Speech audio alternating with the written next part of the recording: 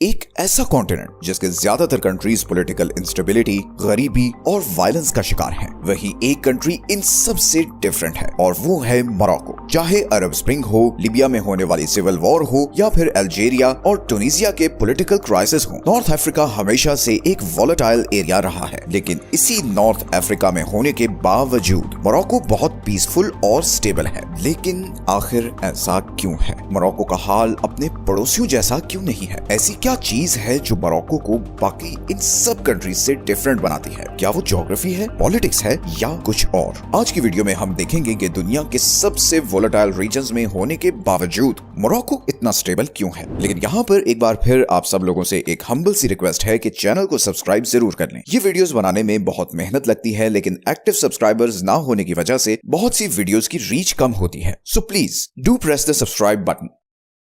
Morocco के सबसे बड़े जियोग्राफिकल एडवांटेज की बात करें तो वो है एटलस माउंटेन रेंज। मोरक्को की सारी सदर्न साइड इन्हीं पहाड़ों की वजह से महफूज है। इन पहाड़ों ने हमेशा से मोरक्को को सदर्न साइड से किसी भी दुश्मन के अटैक से बचाया है, क्योंकि ये पहाड़ी रास्ता इतना पथरीला और खतरनाक है कि कोई बड़ी आर्मी इसे क्रॉस नहीं कर सकती। और फिर इन पहाड़ों से भी बड़ी प्रोटेक्शन है मोरक्को के साउथ ईस्ट में मौजूद सहारा डेजर्ट। ये दुनिया के गर्म और खतरनाक तरीन रेगिस्तानों में से एक है। इस रेगिस्तान को क्रॉस करना अपने आप को मौत के मुंह में डालने जैसा है, और इसीलिए कभी भी किसी बड़ी आर्मी ने ये डेजर्ट क्रॉस करके मोरक्को पर अटैक करने की हिम्मत नहीं की। मोरक्को को एक और बहुत बड़ा एडवांटेज ये भी है कि उसके वेस्ट में अटलांटिक ओशन जबकि नॉर्थ में मेडिटरेनियन सी है। इन दो समुद्रों की एक्सेस होने की वजह से मोरक्को ग्लोबल ट्रेड रूट से कनेक्टेड है। इसी तरह मोरक्को नॉर्दर्न साइड पर मौजूद स्ट्रेट ऑफ जिब्राल्टर की एक साइड भी कंट्रोल करता है। ये अफ्रीका और यूरोप के बीच मौजूद सिर्फ 13 किलोमीटर का एरिया है। ये चोक पॉइंट हमारी दुनिया के बिजिएस्ट ट्रेड रूट्स में से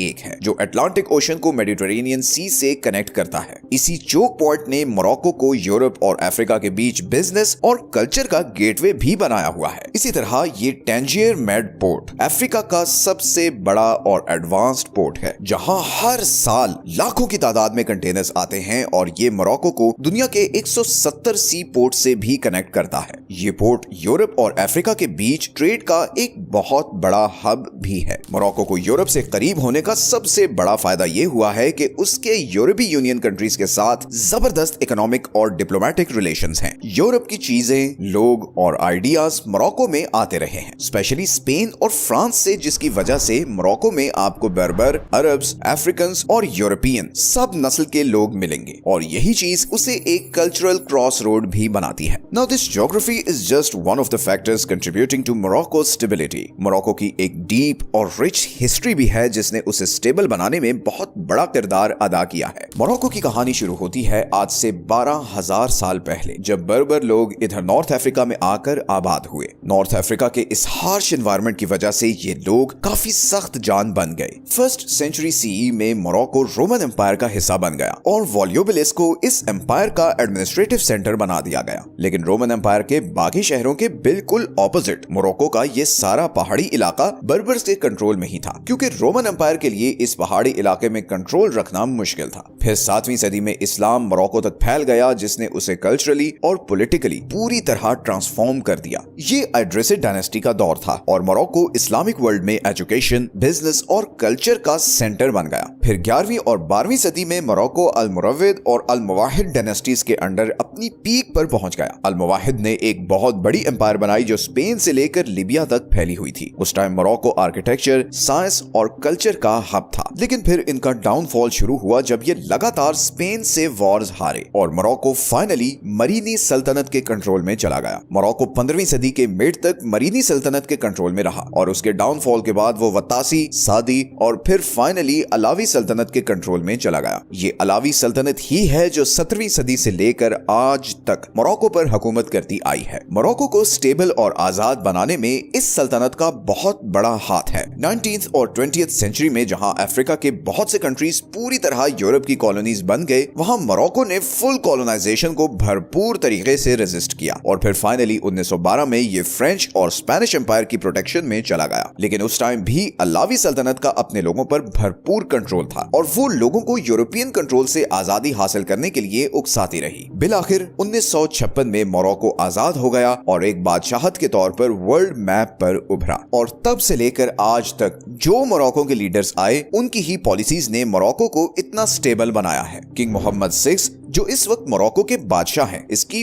बहुत बड़ी एग्जांपल है कि कैसे आप अपनी हिस्ट्री और कल्चरल आइडेंटिटी के साथ मॉडर्नाइजेशन को ब्लेंड करते हो। किंग मोहम्मद ने जो इकोनॉमिक इनिशिएटिव्स लिए हैं उन पर थोड़ी नजर डालते हैं और देखते हैं कि कैसे इन पॉलिसीज ने मोरक्को को अपने पड़ोसियों की बनिस्बत इतना स्टेबल बना दिया है। अगर हम अल्जीरिया और लीबिया से कंपेयर करें जो कि ऑयल और गैस एक्सपोर्ट्स पर बहुत हैवीली डिपेंडेंट हैं, मोरक्को ने अपनी इकोनॉमी को बड़े जबरदस्त तरीके से डाइवर्सिफाई किया हुआ है और उसकी ऑयल और गैस जैसी इंडस्ट्रीज पर डिपेंडेंस बहुत कम है। मोरक्को ने एक डाइवर्स इकोनॉमी बिल्ड की हुई है जिसमें एग्रीकल्चर, मैन्युफैक्चरिंग, टूरिज्म और रिन्यूएबल एनर्जी जैसे सेक्टर्स की फोकस हैं। अगर हम नेचुरल रिसोर्सेज की बात करें तो मोरक्को के पास दुनिया के 70% फॉस्फेट के रिजर्व्स हैं और इसी वजह से मोरक्को पूरी दुनिया में फॉस्फेट का सबसे बड़ा एक्सपोर्टर और थर्ड लार्जेस्ट प्रोड्यूसर है आफ्टर चाइना एंड यूएसए। अब फॉस्फेट बहुत इंपॉर्टेंट मिनरल है। ये जितने भी फर्टिलाइजर्स हैं, ये जो खेतों में खाद डलती है जिसकी वजह से ये फसलें उगती हैं, वो इसी फॉस्फेट से बनती हैं। अगर फॉस्फेट ना हो तो पूरी दुनिया जबरदस्त फूड शॉर्टेज का शिकार हो जाएगी और अरबों लोग भूख से मर जाएंगे। फॉस्फेट सेक्टर मोरक्को की इकोनॉमी का बहुत इंपॉर्टेंट पिलर है जिसकी जीडीपी में कंट्रीब्यूशन 3% है और इसकी वजह से करीबन 21,000 लोगों को रोजगार मिला हुआ है। इसी तरह एग्रीकल्चर भी मोरक्को की इकोनॉमी का एक इंपॉर्टेंट हिस्सा है और इस सेक्टर में वहां के ऑलमोस्ट 30% लोग काम करते हैं। नॉर्थन मोरक्को के कुछ एरियाज जैसे कि गर्ब और हुआज की जमीन बहुत फर्टाइल है और वहां बहुत सी किस्म के अनाज उगाए जाते हैं और सिर्फ अनाज ही नहीं बल्कि इन एरियाज में ऑलिव्स और सिट्रस फ्रूट्स भी उगाए जाते हैं जो फिर यूरोप को एक्सपोर्ट किए जाते हैं। मेडिटेरेनियन सी और अटलांटिक ओशन के साथ इतनी बड़ी कोस्ट लाइन की वजह से मोरक्को सी रिसोर्सेज में भी माला माल है। मोरक्को सार्डीन फिश एक्सपोर्ट करने वाला दुनिया का सबसे बड़ा मुल्क है। पूरी दुनिया की 50% सार्डीन फिश मोरक्को एक्सपोर्ट करता है। इसी तरह मोरक्को मैकरल, ऑक्टोपस और श्रिम्प्स जैसी सी फूड भी एक्सपोर्ट करता है। मोरक्को की फिशिंग इंडस्ट्री यहाँ की इकोनॉमी का एक इंपॉर्टेंट पार्ट है जो कंट्री के जीडीपी में 2 to 3% कंट्रीब्यूशन के साथ 1,70,000 लोगों को रोजगार देती है। 2022 में इस फिशिंग सेक्टर ने $1.9 बिलियन का रेवेन्यू जनरेट किया था। अब अगर हम रिन्यूएबल रिसोर्सेज की बात करें तो मोरक्को सनलाइट से माला माल है। स्पेशली ये सहारा डेजर्ट वाला एरिया सोलर एनर्जी प्रोजेक्ट्स के लिए आइडियल है। सहारा डेजर्ट में मौजूद नूर और जजेड सोलर कॉम्प्लेक्स दुनिया का सबसे बड़ा सोलर प्रोजेक्ट है जो इतनी सोलर एनर्जी प्रोड्यूस करता है कि 10 लाख घरों को बिजली दी जा सकती है। इसी तरह मोरक्को की जो अटलांटिक ओशन के साथ कोस्ट लाइन है वो विंड एनर्जी जनरेट करने के लिए आइडियल है। तरफाया और तंजीर विंड फार्म्स इसकी एक बड़ी एग्जांपल है। मोरक्को की गवर्नमेंट का एम है कि 2030 तक उसकी 52% energy in renewable energy sources से प्रोड्यूस हो रही हो। इसी तरह मोरक्को नेचुरल सीनिक ब्यूटी से भी माला माल है। ये खूबसूरत पहाड़ और रिच हिस्ट्री मोरक्को को टूरिज्म के लिए भी एक आइडियल कंट्री बनाते हैं। अनलाइक अल्जीरिया एंड लीबिया जिनके बड़े स्ट्रिक्ट वीजा रिक्वायरमेंट्स हैं और कोई टूरिज्म एग्रीमेंट्स भी नहीं है, मोरक्को में हर साल लाखों यूरोपियन टूरिस्ट आते हैं और इसकी वजह मोरक्को का डाइवर्स लैंडस्केप है जिसमें सहारा डेजर्ट और एटलस माउंटेन रेंज जैसे कुदरती शाहकार आते हैं। इसी तरह मराकेश, फास और शफशवन जैसे शहर अपनी यूनिक और हिस्टोरिकल आर्किटेक्चर की वजह से टूरिस्ट्स के लिए बहुत अट्रैक्टिव हैं। मोरक्को की जीडीपी का 7% टूरिज्म जनरेट करती है और लाखों मोरक्कन्स के लिए ये मेन सोर्स ऑफ अर्निंग भी है।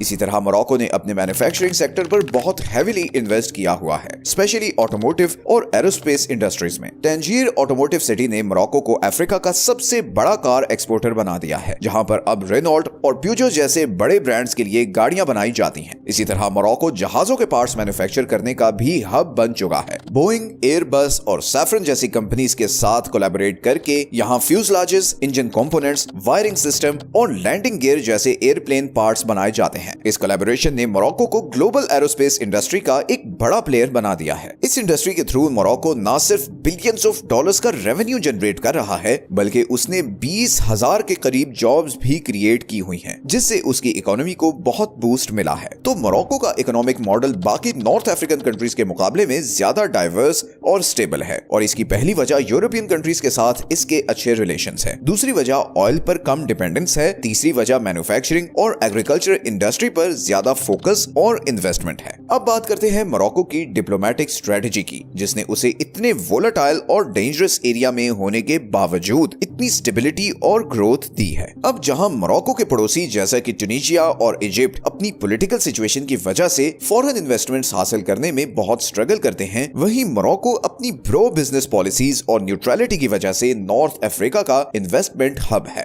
यूरोप से करीब होने की वजह से मोरक्को यूरोपीय यूनियन का एक बहुत इंपॉर्टेंट डिप्लोमेटिक पार्टनर भी है। मोरक्को का 60% ट्रेड यूरोपीय यूनियन के साथ होता है, और यही ट्रेड फॉरेन डायरेक्ट इन्वेस्टमेंट का सबसे बड़ा सोर्स भी है। यूरोप के बड़े ऑटोमोटिव जायंट्स जैसे कि रेनॉल्ट और प्यूजो ने मोरक्को में कार फैक्ट्रीज बनाई हुई हैं, जिनकी वजह से आज मोरक्को अफ्रीका का सबसे बड़ा कार एक्सपोर्टर भी है। इसी तरह मोरक्को का एग्रीकल्चरल सेक्टर भी यूरोपीय यूनियन के साथ ट्रेड एग्रीमेंट होने की वजह से बहुत फायदा उठाता है। इन एग्रीमेंट्स की वजह से फ्रूट्स, सब्जियां और सी फूड आसानी से यूरोपियन कंट्रीज को एक्सपोर्ट होते हैं। इसके मुकाबले में अगर हम मोरक्को के पड़ोसी अल्जीरिया और लीबिया को देखें तो उन्हें अपना फूड बाहर से इंपोर्ट करना पड़ता है। यूरोप के साथ स्ट्रॉन्ग रिलेशनशिप रखने का एक और फायदा ये भी है कि मोरक्को ने यूरोप के साथ वीजा फ्री एग्रीमेंट्स कर रखे हैं, जिससे दोनों तरफ लोग आसानी से आ जा सकते हैं। मोरक्को अफ्रीका से यूरोप जाने वाले माइग्रेशन फ्लोज को भी मैनेज करता है, और इसी वजह से उसके स्पेन और फ्रांस के साथ भी जबरदस्त डिप्लोमेटिक रिलेशंस हैं। इसी तरह अगर हम मोरक्को की अफ्रीका में डिप्लोमेटिक स्ट्रेटजी की बात करें तो 2017 में वो एक बार फिर अफ्रीकन यूनियन में शामिल हो गया, और इसके बाद उसने सब सहारन अफ्रीका में बहुत हेवीली इन्वेस्ट करना शुरू कर दिया, स्पेशली बैंकिंग, टेलीकम्युनिकेशन और इंफ्रास्ट्रक्चर में, और इसकी वजह से मोरक्को का यहाँ इन्फ्लुएंस भी बढ़ने लगा। इसी तरह Morocco Nigeria Morocco gas pipeline को भी फंड कर रहा है, जिससे नेचुरल गैस नाइजीरिया से मोरक्को और फिर वहां से यूरोप को जाएगी। मोरक्को अफ्रीका में पीस मीडिएटर के तौर पर भी काम करता है, और इसकी एग्जांपल है लीबिया में होने वाली पीस टॉक्स, जो मोरक्को ने फैसिलिटेट की थी। मिडिल ईस्ट की बात करें तो मोरक्को जियोग्राफिकली मिडिल ईस्ट से दूर होने के बावजूद उससे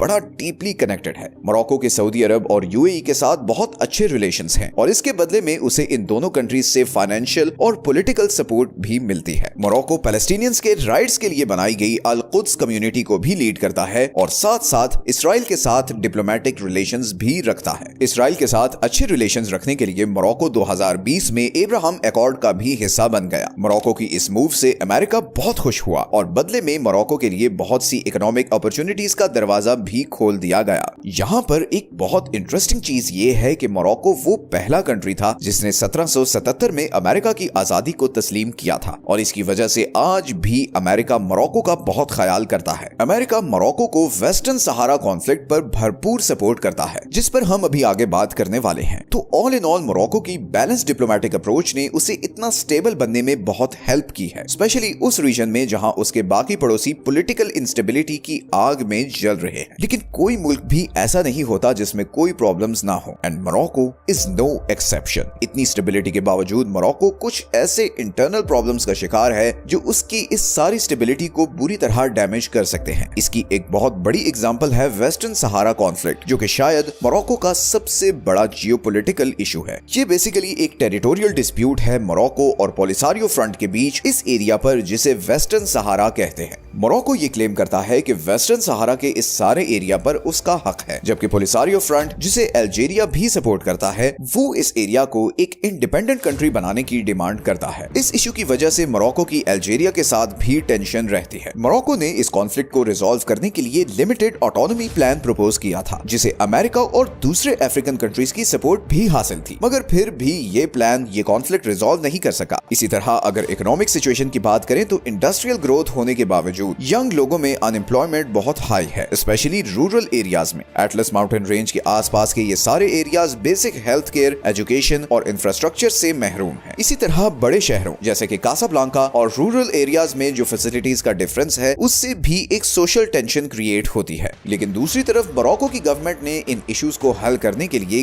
ग्रीन मोरक्को प्लान और national initiative for human development जैसे इनिशिएटिव्स भी शुरू किए हैं। और इससे ये भी पता चलता है कि मोरक्को की गवर्नमेंट इन इश्यूज को रिजॉल्व करने के लिए न सिर्फ सीरियस है, बल्कि बहुत एक्टिवली उस पर काम भी कर रही है। जहां मोरक्को के बाकी पड़ोसी सोशियो पॉलिटिकल प्रॉब्लम्स का शिकार हैं, वहीं मोरक्को अपने ट्रेडिशन और मॉडर्नाइजेशन को साथ लेकर तरक्की का सफर तय कर रहा है। आपको क्या लगता है, क्या मोरक्को ये सफर तय कर पाएगा या फिर वो इन इंटरनल चैलेंजेस के सामने ढेर हो जाएगा? कमेंट्स में अपनी ओपिनियन जरूर दें और ऐसी और जियोपॉलिटिकल वीडियोस देखने के लिए चैनल को सब्सक्राइब जरूर कर लें।